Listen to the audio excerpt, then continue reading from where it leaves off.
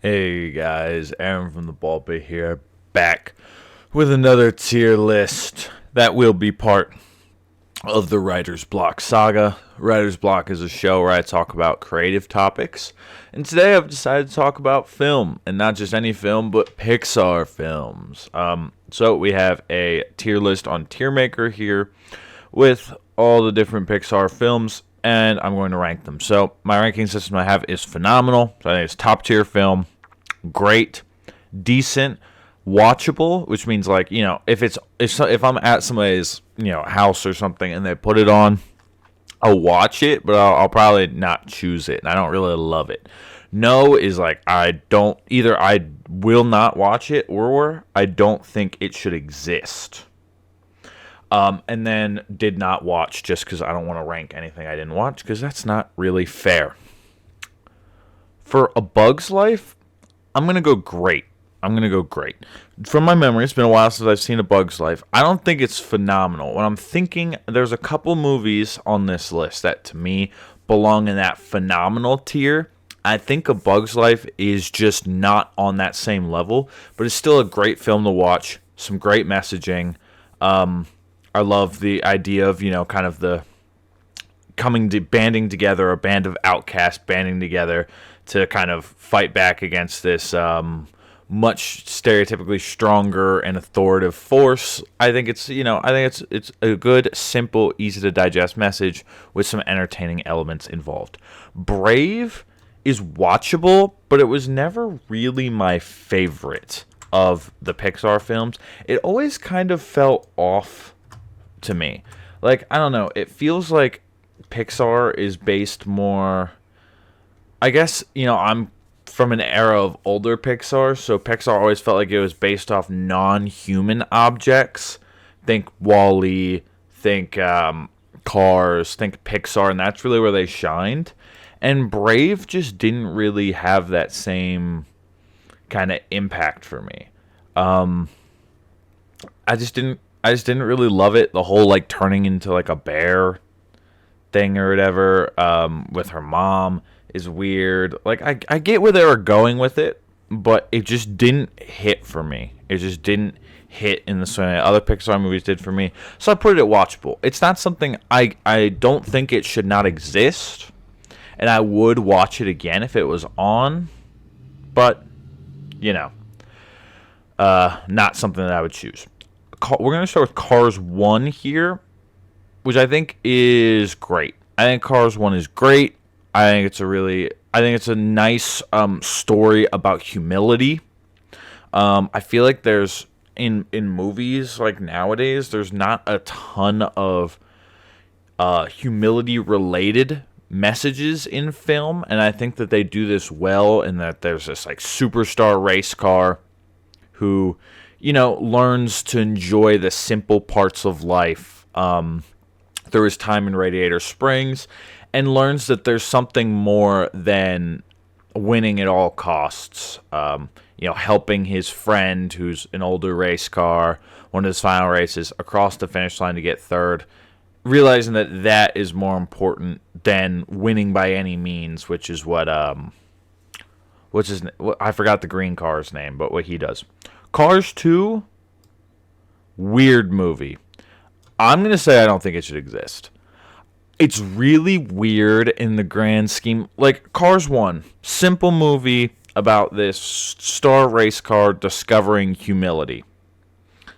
The simple things in life, and that there's more than just yourself. Discovering to be selfless rather than selfish. Cars 2 is this grand mystery movie about like oil tycoons and going to sabotage certain racers that use like a different oil spread or a different oil concentration to race, and they keep getting blown up. And I don't like Larry the Cable Guy, and he's like the main character. And it's just a weird film, and I think that Pixar really shines in its ability to make simplistic movies movies that are, simplistic but powerful. And Cars 2 does not feel like it is simplistic. It feels too complex, and in that note, it loses its power. And Cars 3, actually a decent film. I'm not going to put it on the same level as Cars 1, but it's about good things coming to an end, essentially. Every athlete eventually starts to get to the point where they're past their prime, the sunset of their career. And sometimes you need to be able to embrace that change instead of holding on to something that is simply not there anymore. I think Coco is a great film. I think it's animated really well. I think the plot is interesting, and I think the reason why it's not phenomenal is because of what I said about Pixar plots being really simplistic. I think it borders on getting a little too far out there, but is able to still hold on to the power of the plot, so it doesn't really lose too much there. But it's bordering, but the animation is great. The music accompaniment is great. Disney in general is usually great with their music, but Coco's another step forward. And it's a great film. And a lot of people obviously criticize modern Pixar, but I feel like this is a really strong film from modern Pixar. All right, so Finding Nemo, I'm gonna get, this is probably my biggest hot take, for real. This is probably my biggest hot take. I don't like Finding Nemo. I think it's boring. It's not.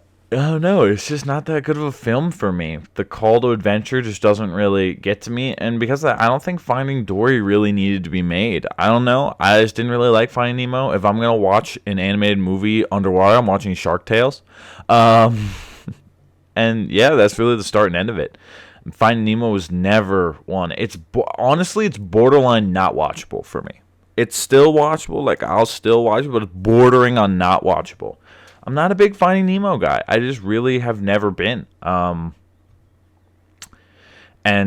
so it's just going to go unwatchable. And then Finding Dory, because I don't like the foundation, the extension from that foundation is obviously going to get a no from me. Yeah, I don't know about what it is about Finding Nemo. I think it's genuinely just a boring film. Again, hot take, right? Inside Out is a phenomenal movie. I think it's the best movie from modern Pixar. I think the idea of having emotions be displayed as individual characters or caricatures, I guess, in the film, and the idea of memories being tainted by these emotions, and about Riley dealing with kind of like a teenage or like really early teenage kind of like funk and depression with happiness and joy being gone. Like, I think all of it is just really well done. Like, it's really solid. It's really smooth. It's really well thought out. It makes sense. It's simple yet effective. And it's an incredibly powerful film. Meaningful and deals in a great way to explain emotion and depression and anxiety and all that stuff to a younger audience. I think this film is genuinely amazing, and that's why it deserves the phenomenal tier. It's genuinely a phenomenal film. I didn't watch Luca. I actually had to look it up because I was like, what the fuck is Luca? I never watched Luca, so I'm just gonna put that in. Did not watch. Maybe I'll have to watch it. And come back and re-update my thing. But Monsters Inc. Phenomenal movie. It's a really interesting idea. Like, the play on like the monster in your closet or like under your bed or whatever, and like building an entire monster society with electricity powered by screams that is used by this door system where they come out of the closet door is ingenious. And then, it's a great way to kind of explain xenophobia to a younger audience, as well as like exploitation of different groups of people in the way that they exploit humans for electricity and power while being terrified of them. I think it's an interesting concept that the monsters who are scaring them are just as scared of them. And then also, I like the twist at the end when it realized that laughing is way more effective than screaming. And, in a sense, is able to turn a positive twist on it as, the monsters are becoming less afraid of humans, and in turn, the humans becoming less afraid of the monsters because they're not trying to scare them anymore. They're trying to elevate the mood. They're trying to make them laugh. All around, I think it's a solid movie. I think it's paced amazing. It's one of the best. Like, if you're trying to explain pacing of a movie to somebody, I feel like Monsters, Inc. is a great introduction into the idea of pacing. The movie is paced so well. You're never bored throughout. You're always understanding what's going on. You never really have questions. It's paced really, really well. Even in the kind of like the beginning of the third act, into the second act, where things can get jumbled, it doesn't. It stays right there. Monsters University, I'm going to go as a great film because I love the fact that instead of a sequel, they made it a prequel. With the way that the original ended, I don't think that there's too many really powerful stories you could tell that could make a feature-length film with what happens afterward. But what happens before, it helps expand and build upon the monster world, explain how Mike and Sully became friends, explain kind of the politics of the Scare University and all that kind of stuff. And I think it's just a really entertaining film. Kind of similar to A Bug's Life, where it's like the group of outcasts or the group of just mismatched people coming together to really do something excellent. I think it's a really interesting take on it. Yeah, I think it's a great film. It's not phenomenal. Phenomenal is like a very special tier of film, in my opinion. I had to look up Onward as well, because I don't think I watched it. Oh, I've like, it's been in the background, I think, when I've been somewhere before. I'm just going to put it in didn't watch, because, yeah. Ratatouille is phenomenal. And not only phenomenal, Ratatouille, hot take, Ratatouille is the best Pixar movie, and it's not close. It's not close. Ratatouille is a phenomenal film that has to deal with, not being understood by your parents and your community, and again with like xenophobia and like a hatred for humans, and like a coming to a new understanding, trying to do things differently than your parents. And one of the most beautiful parts of it is the idea that is the idea of art and the way that they show art in the form of cooking. The whole idea of Gusteau is that anyone can cook, and what Ego says in the end of the film, and his great monologue as he's typing up his critique after he eats the food, and after he eats Remy's food that he made, is he finally understands what Gusteau said. It's not that anybody can cook, that anybody can be a great cook. It's that a great cook can be anybody, right? You don't have to be somebody that comes from a long genetic line of cooks, like what's his name? Oh my God, how did I forget the human character with the hair? What's his name? Lenny? I don't remember. I don't remember what his name is. You don't need that. It doesn't have to be somebody that you'd think. Artists' great art can come from any source. And I think that that's such a beautiful and potent message. The way he shows the art of cooking, in the way that Remy, the rat, closes his eyes, bites into the strawberry, and the red dances on the screen. Bites into the cheese, and it's a little softer melody of yellow across the screen. And he puts them both in his mouth and bites in. And there's an explosion of red and yellow dancing and meddling together. It's a beautiful way to show the explosion and the just essence of art. And in a lot of ways reminds me of synesthesia, which is something that I have like a couple of synesthesic, is that a word? Tendencies, like with, color and senses kind of like melding together and forming together. And I think that scene is a great way to show it, in the way that you bite into it and you just color explosions. And yeah, it's just such a beautiful film. It's perfect from start to end. I think the pacing is amazing. I think it perfectly juggles comedy and seriousness, because there's moments in it where I'm laughing, and then right after it is moments where I'm like just somber, just like looking at it, and it just hits so hard. It's such a great, great film. I've never seen Soul. I should watch it. I have wanted to watch Soul, but I have not.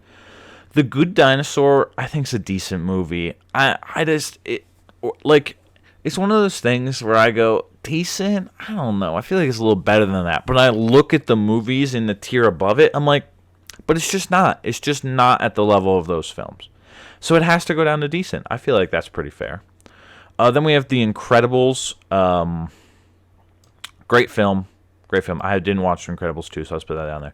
Incredibles, great film. I don't think it's phenomenal. It's a really, really good film. But to me, Pixar movies that are phenomenal, their message bleeds through the film in such a potent way, and I don't get that effect from The Incredibles. And it's a great movie. I think it's very entertaining. It's a great watch. But I don't leave the film feeling something other than just like, oh, it was a good movie. Like, when I leave Ratatouille, I'm like, wow. Like, the message and everything just sticks with me. Same with Inside Out. Same with Monsters, Inc. Incredibles, great film, but not that. Turning Red, didn't watch. Heard very mixed reviews on it. Let's leave that there. Toy Story, phenomenal. It's the idea of change being everlasting. The idea of, like, selfishness. Like, your friend makes a new friend. How does that make you feel? You feel left out. You feel like you've been left behind and everything like that. And I think that Toy Story I think it's the first Pixar movie. And I think that the message that they give is the perfect essence of what Pixar is supposed to be. Simple message, simple plot, but powerful. In the way that, Buzz and Woody go through a pretty traumatic event that brings them together, and they realize they don't have to fight for Andy's affections because there's enough love that goes around for the both of them. And I think that's a really powerful message. Toy Story 2, great film. I love the idea of the message really being that toys are meant to be played with. I'm somebody that, I like shoes. I like my shoes, right? But I'm not somebody who buys these ridiculously expensive shoes and then locks them in a case on my wall for years, never to wear them. They're just a display piece to me. Like, no. To me, shoes are meant to be worn. Clothes are meant to be worn. Toys are meant to be played with. Like, that's the point of them, right? And the idea of, you just collecting these toys, putting them in these boxes just as a collector's item to sell for thousands of dollars, it goes against what toys are meant for, and I love the way that they show that through the movie. But it's in great because the message just doesn't ring as powerful as the original Toy Story. And Toy Story 3 is also a great film.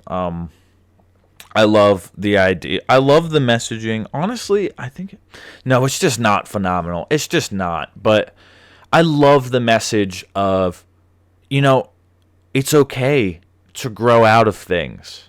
It's okay to want to go to new things and leave old things behind. It can feel sad to look back in nostalgia at things you used to be interested in or things you do and wonder where they went, people you used to know, and wonder what happened to them. But the point is that, good things can't last forever. There's a great Calvin and Hobbes. I love Calvin and Hobbes, by the way, if you didn't know that. I actually saved this photo on my phone because I thought it was really cool. Let me just see if you guys can see this. Can we get a focus, please? Yeah, you can't see it. I tried putting it in the camera. You can't see it. I'll send it to myself and key it in. But, as you can see on screen, I said, if good things lasted forever, would we appreciate how precious they are? And I truly believe that, and I feel like a lot of ways this film reflects that message.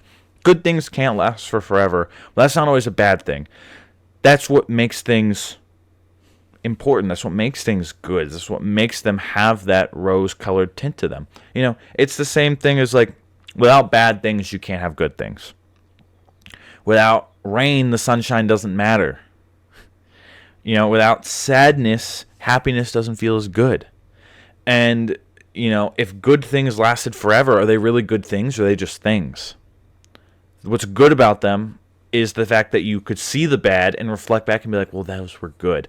And I think that's a beautiful message to show.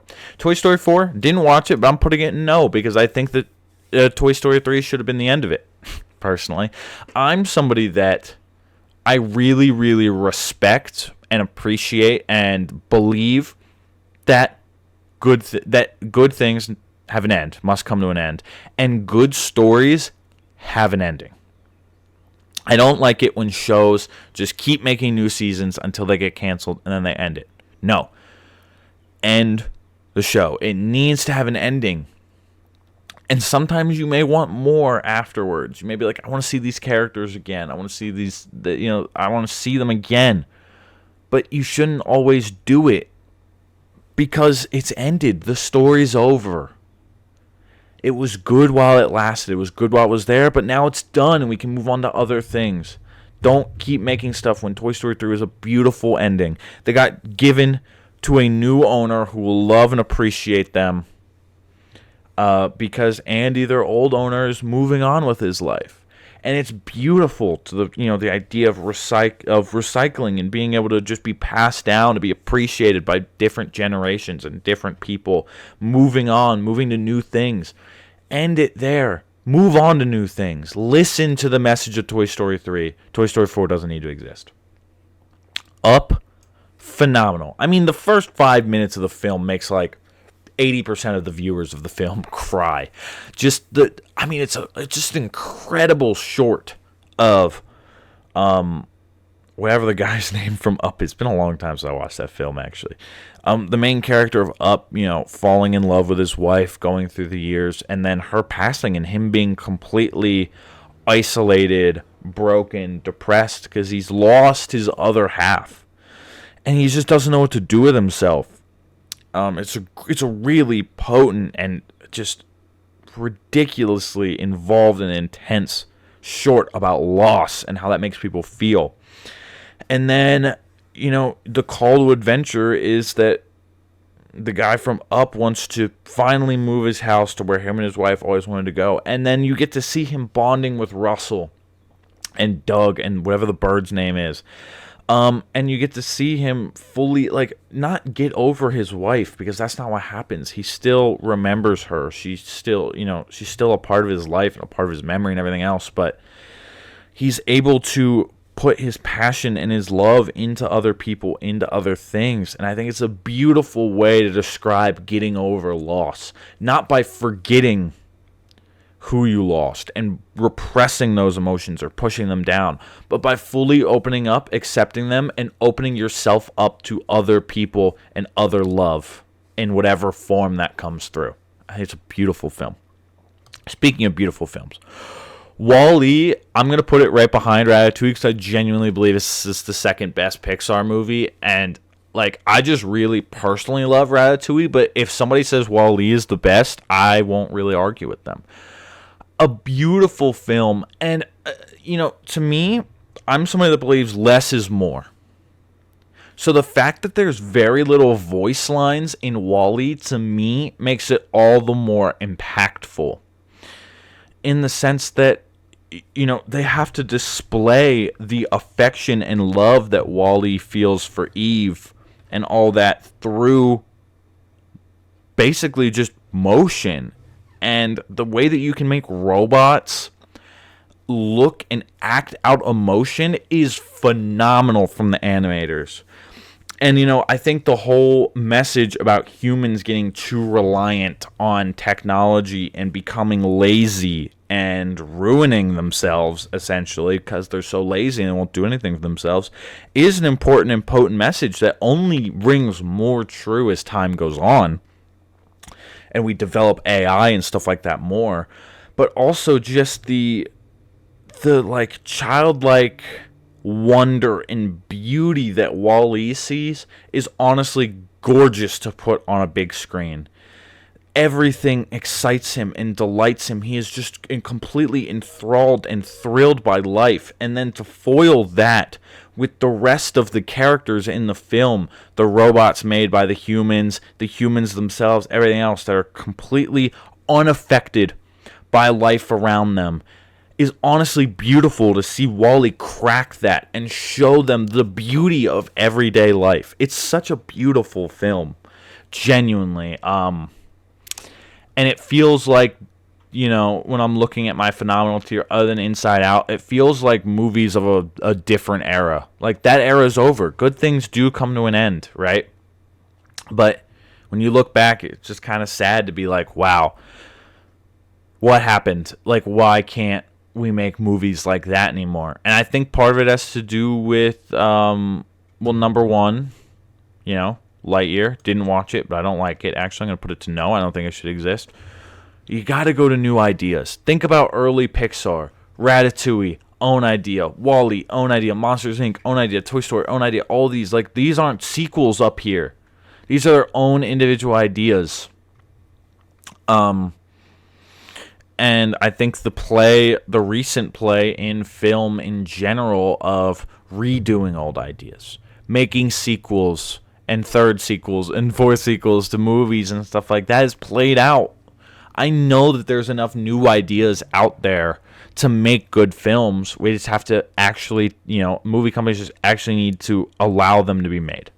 I did not watch Elemental, but I heard mostly negative things about it. But, I'm not going to promise anything just based on that because I haven't seen them. So that's my tier list. I think generally, as you can see there, Pixar makes really good films. There's a lot more films in the phenomenal/great tier than there are decent, watchable, or just no. And yeah, that's really all I got for you.